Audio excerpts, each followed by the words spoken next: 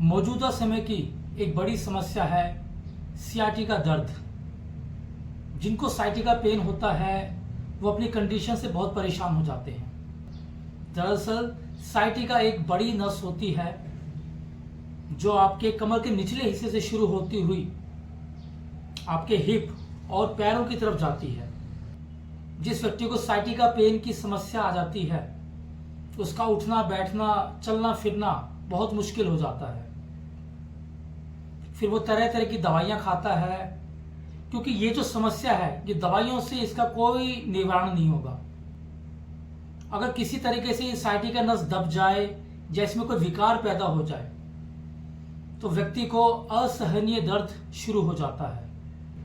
अगर साइटिका के कारण की बात की जाए तो गलत तरीके से बैठना साइटिका की बड़ी वजह है।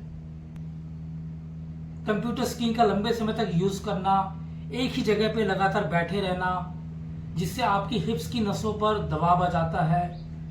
इससे कमर दर्द भी शुरू हो जाता है जो बाद में साइटिका दर्द की वजह बन जाता है। शुरू में साइटिका का दर्द आपको कमर के निचले हिस्से के आसपास होगा और इसके बाद फिर ये धीरे धीरे बढ़ता हुआ आपके हिप्स और पैरों की तरफ भी बढ़ जाता है, जिससे बहुत से व्यक्तियों को हिप्स में पेन हो जाता है, पैरों की समस्या हो जाती है, चलना फिरना बहुत मुश्किल हो जाता है। योग में कुछ विशेष आसन हैं जो विशेष तौर पर आपकी साइटिका नर्व की तरफ प्राण के फ्लो को बढ़ाते हैं।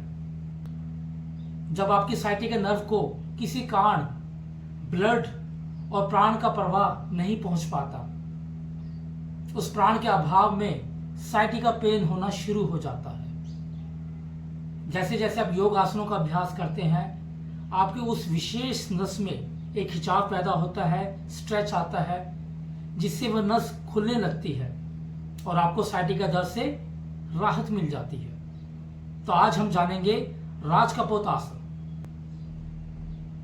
राजकपोत आसन वास्तव में एक हिप ओपनिंग का आसन है, जिससे आपकी हिप और थाई की मसल बेहतर स्ट्रेच होती है, खिंचाव में आती है। जहां पर आपकी साइटिका नस मौजूद होती है उस नस को धीरे धीरे खींचा जाता है।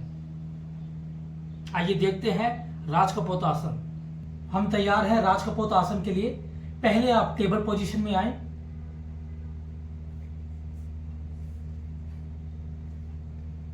अपने सीधे वाले पैर के घुटने को आप धीरे धीरे दोनों हाथों के मध्य में लाएं।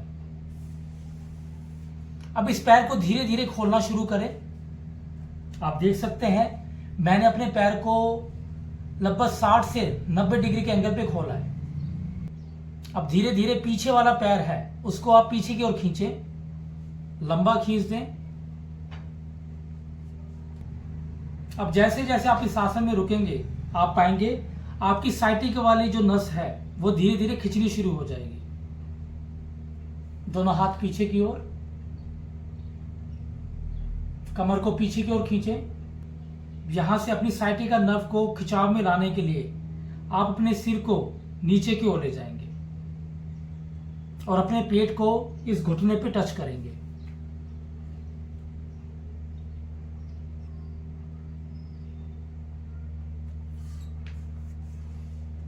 आप ध्यान रखें जिस पैर को आपने मोड़ा हुआ है उसका हिप और घुटना एक ही लाइन में रहना चाहिए।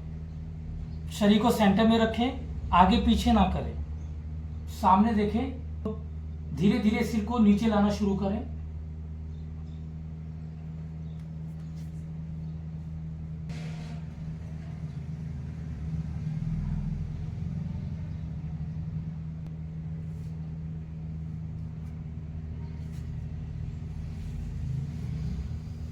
इसी आसन को करने का एक और आसान तरीका, जिन लोगों को इस आसन के अभ्यास में कठिनाई आ रही है वो इसी आसन का एक दूसरा आसान तरीका अपनाएंगे। आप सुखासन की अवस्था में अपने एक पैर को घुटने से मोड़ें। हम देख सकते हैं हमारा जो सीधा वाला पैर है इसको हमने ऊपर उठाया है।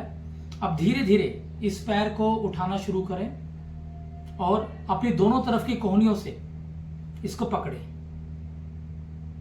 मैंने घुटने के नीचे भी कोहनी का यूज किया है। वे अपने दूसरे, आप देख सकते हैं यहां पर मैंने अपने घुटने और अपने हाथ के नीचे दोनों कोहनियों से पकड़ा है। अपनी फिंगर्स को इंटरलॉक करें और धीरे धीरे इसको अपनी ओर खींचें। छाती की ओर खींचें, ठहरें व कमर को सीधा करें। आसन में ठहरने के दौरान आपको अपने राइट वाले हिप की साइटिका नस के एक विशेष खिंचाव पैदा होगा। अब वो नस खिंचना, जैसे जैसे वो नस खिंचाव में आएगी आपको बहुत आराम मिलेगा। वापस आए। जिन लोगों को भी साइटिका में दर्द है, कोई भी उम्र का व्यक्ति इन दोनों आसनों को अपने तरीके से यूज कर सकता है। विशेष ध्यान इस बात का रखें, आपसे जितना सहज हो आप उतनी ही देर आसन में ठहरें, ज्यादा जोर जबरदस्ती ना करें। लंबे समय तक एक जगह पर ना बैठें, बीच में थोड़ा थोड़ा टहलें या ब्रेक लें। कंप्यूटर मोबाइल स्क्रीन के आगे बैठे हैं तो कमर को झुका के ना बैठें, हमेशा कमर को सीधा करें। यह भी बहुत बड़ी समस्या है, आजकल लोग बहुत गलत तरीके से बैठते हैं, जिससे ये समस्या बहुत ज्यादा बढ़ जाती है। और साइटिका से फिर धीरे धीरे आपको कमर में पेन हो जाता है, बैक का पेन है, आपका स्लिप डिस्क है, ये सब साइटिका से जुड़ी हुई समस्याएं हैं।